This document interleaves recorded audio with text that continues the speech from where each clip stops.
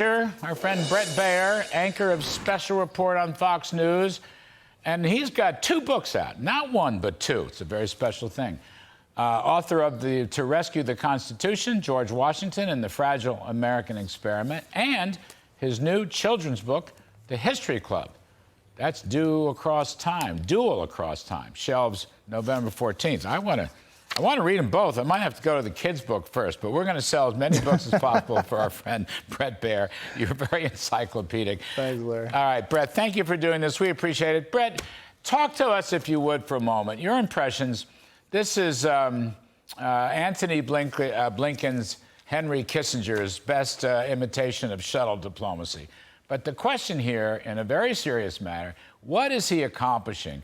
And is he telling people he can do things he can't do? And is he not telling people that he needs to do the one thing that he must do, which is convince Israel to agree with a hostage swap for a ceasefire?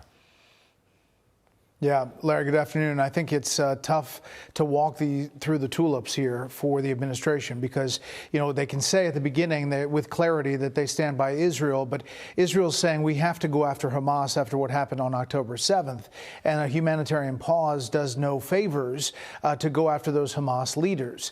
Why people are not leading with, how about free the hostages first? You know, that's where Republican lawmakers are saying, let's see that. So there is pressure inside the Democratic Party, and you're seeing this fracture that is really pretty visible. And if you look at the latest polls, Larry, it is not a good situation for President Biden. He has seen a lot of political kind of shedding of his base. Even black voters have shifted now in the latest New York Times Siena poll significantly towards the former president. And it's a big issue. And part of this is what they're seeing overseas. You know, Bret, I want to come back to those polls because you're right. It's a very important development. But I just want to read you Politico covering this event. I don't know if Politico has the story right or not, but they seem to be on it. I just want to quote, U.S. officials believe that Netanyahu might soften his opposition to a pause if he can be convinced that it's in Israel's strategic interest to ease the plight of Palestinian civilians in Gaza. Now, that is something completely different from what you hear from the Israeli side or Netanyahu's side, because they want full release of all hostages, and then they would start working on a pause. And then I'm sure you saw the Wall Street Journal headline, what one of the leaders of Hamas said about a pause. I mean, they say they're not going to pause at all. So I don't understand. Is Blinken digging himself into a hole? Is this all very superficial? Because this is very serious stuff. It is. And to go to Iraq and to the West Bank with that message of pushing for a pause, there is no pause on the other side, to your point.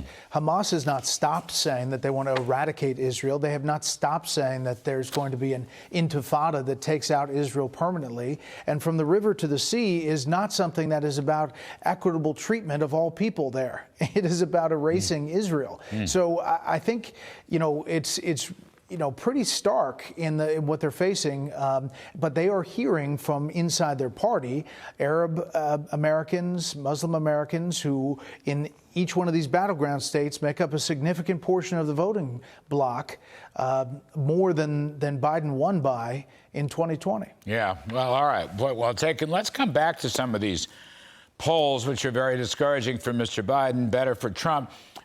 Trump wins in 5 swing state polls: Nevada, Georgia, Arizona, Michigan, Pennsylvania. Wisconsin, Biden wins by 2 points, almost a toss-up.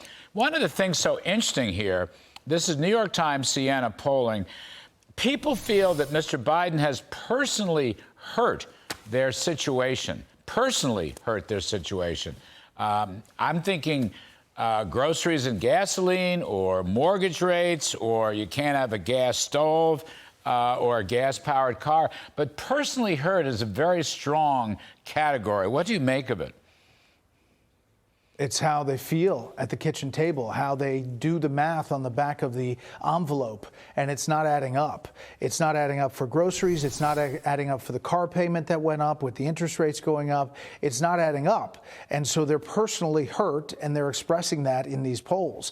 I think that this poll in particular, now remember, it's just one poll, but it is still tracking with other polls that show this shift.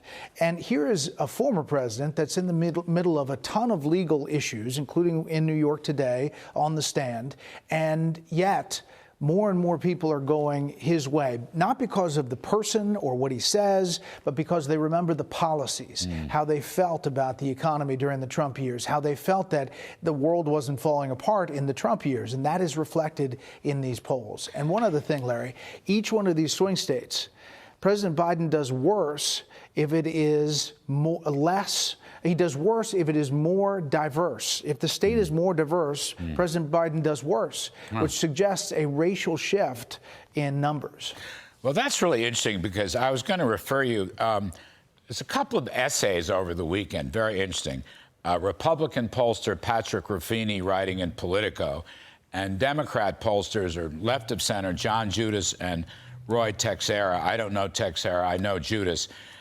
They're both saying non-white working class folks, non-white working class, swinging irrevocably away from the Democratic Party and toward the Republican Party.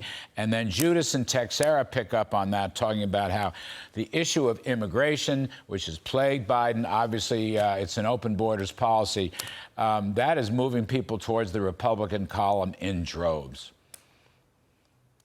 I agree with you. I think the border is going to be a bigger issue than it has been. I thought it was going to be a big issue in 2022. It turned out abortion and threat to democracy was bigger. I think the border now, because of the safety concerns along the border, not just those border states, but in sanctuary states that don't want to be sanctuary states anymore, those folks are really going to be affected by that issue. And the other thing was, this really surprised me, voters under 30. Now about even, Biden and Trump. I never thought I'd see the day. No, and listen. Again, it's one poll. Again, it's a year out. We had to have the caveat in there. But I agree with you. I mean, really, yeah, the kids are returning to Donald Trump. I never thought I'd see the day. You never know. I'm sorry. I don't mean to laugh. This is serious business, but you have a sense of humor. You know what I'm talking about. I mean, I don't know. You pick up the New York Times nowadays, you never know what you're going to read. I'm going to have to start reading it all over again. You never know.